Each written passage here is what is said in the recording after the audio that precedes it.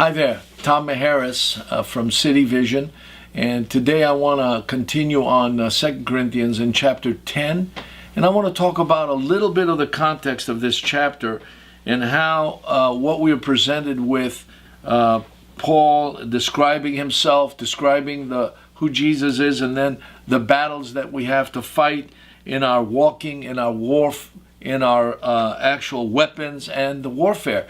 And just take it verse by verse. He says, now I, Paul, myself urge you by the meekness and gentleness of Christ.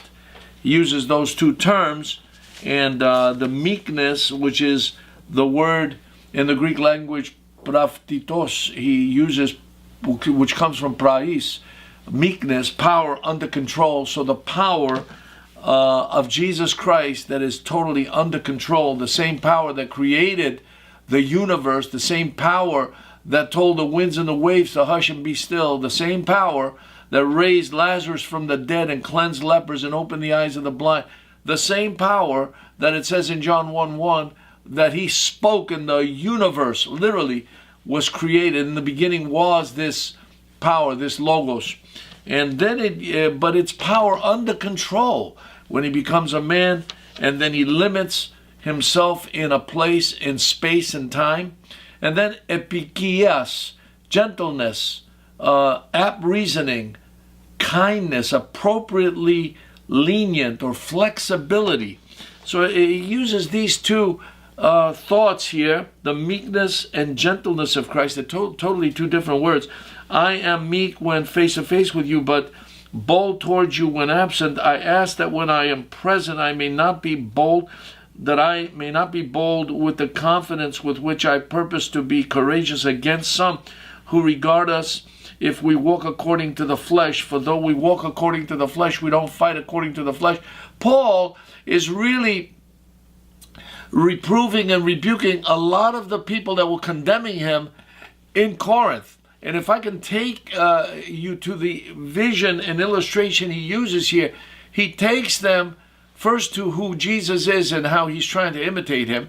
And he's told us this in 1 Corinthians 11. But now he's going to use the actual images and pictures from Corinth. And if you go to Corinth, you have the city of Corinth, which is down here, the old city of Corinth. It was a huge city of 200,000 people. But then you have the Corinth, which is up on top, which on the very top of the mountain was the temple of Aphrodite, which was really a fortress.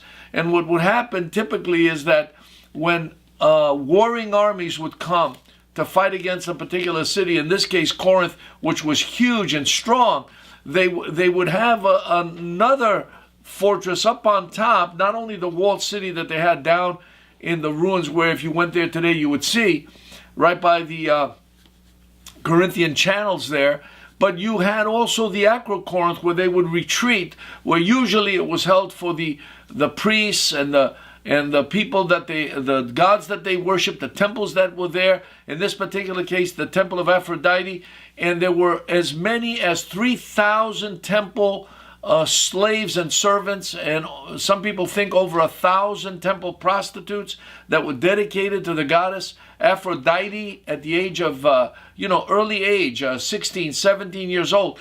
And these girls, this is where they were lived and serviced all the people that came. And of course, this was a navy city. There were ships coming from the east, passing through the channel, going over to the west. They would save long periods of time, as much as 1 or 2 or 3 weeks, many times by going that way. And so Paul uses the metaphor. He used many metaphors from Corinth. He used the Olympic and the other games that were played in Corinth, the Isthmian games taken from the isthmus that was there at Corinth. And they were held every 3 years as opposed to every 4 years for the Olympic games. But this particular metaphor he uses as a fort. That is a fortified city up on top, and that was built to keep people out. And so he says that although we're walking in the flesh, using himself as an illustration, he says, We do not war according to the flesh. Our battle is not physical, it's spiritual. So he uses the physical metaphor to talk about the spiritual battles that we're going through. For the weapons, opla, the weapons of our warfare are not physical or carnal, sarkikos, but spiritual, pneumatikos, to the tearing down of these strongholds, casting down these imaginations and every high thing that exalts itself against God's knowledge, and bringing into captivity every thought to obey Jesus Christ. So what does Paul do? He takes a very, very difficult problem that all men and women have, that is the wrong reasonings, the imaginations, the temptations that are harbored in the mind and in the psyche. And he's saying that we have built for ourselves strongholds, these fortresses that we retreat to, that we can feel safe in. And nobody knows what I'm thinking about, but yet God knows what I'm thinking about. God knows what you're thinking about.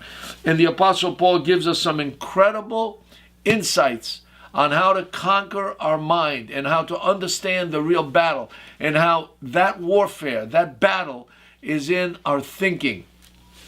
I'm going to look at that as we go deeper into the Greek, as we look into the battle for the mind. So stay tuned. We're coming back again and giving you a fantastic handle on the weapons that you're able to use to fight the warfare that is going on in your life and in my life. God has provided weapons. Let's look at them.